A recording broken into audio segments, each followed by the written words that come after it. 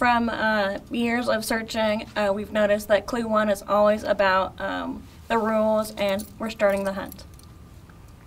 Clue 2, they were mentioned some parks, so we obviously knew that it probably wasn't in a park this year. The other clue that gave that away was the It's Not Easy Being Green was the Kermit's Lament, so therefore it was not near a park. It was referring to Jackson and Hamilton, who were involved in duels, and they're on the $10 and $20 bills, or $20 and $10 bills. So we put those side by side, 20, 10, and thought that that meant it was like a stamp in sidewalk that repeated occasionally. So we were constantly looking down at sidewalks for 2010 stamped in the concrete. Well, with Ludus we thought was the game, and Judas, the Judas tree is another name for redbud, eastern redbud. And he also was a betrayal that Judas is known for, so B-trail, bike trail, maybe, we thought. Okay, so the comrade sort of triggered the idea of communist Russia or whatever, and we used to call them Reds.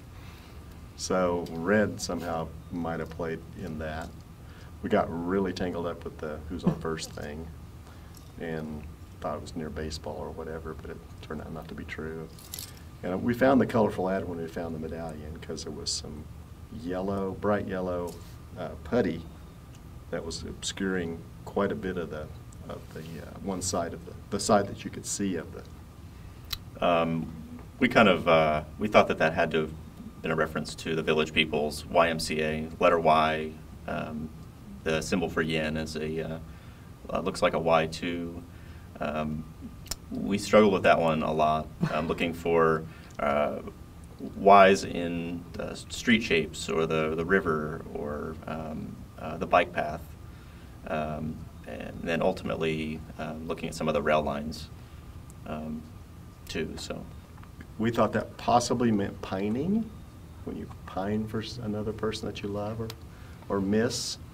And so partially we didn't know if that meant it could also mean something else, or you just use part of the word, but eventually figured out that that might have a reference maybe to Pine Street, which is doesn't exist where the bike path is, the Redbud bike path, because the rail line ran right where Pine Street would have been.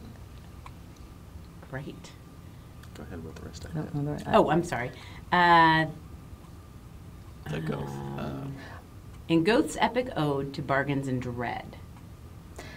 That led us to be thinking about Faust, and we didn't really know what that meant until we got to Redbud Trail at 17th and Oliver, and there's a really big display, nice colorful display there, and there's information about Oletha Faust Godot, an African-American legislator from Wichita. So when we saw that, it's like, this has to be the place. We're on the right path.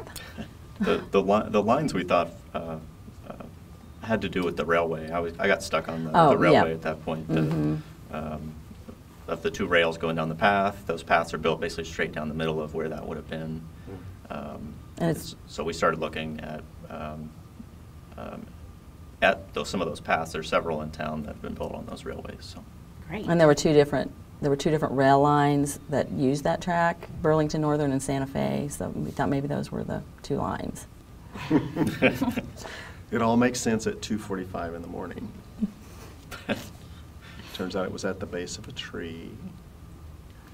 Let's see, what was it? It says it's loco no more, so that means it's not a railroad line anymore. What was the first part of the clue? By gully, this is crazy. What's There's a gully? There's a little sort of a gully there. On the other side of where the rail bed was, it dips down and then back up. So there's a little bit of a gully. And then the Lords of Leaping, there's 10 Lords of Leaping.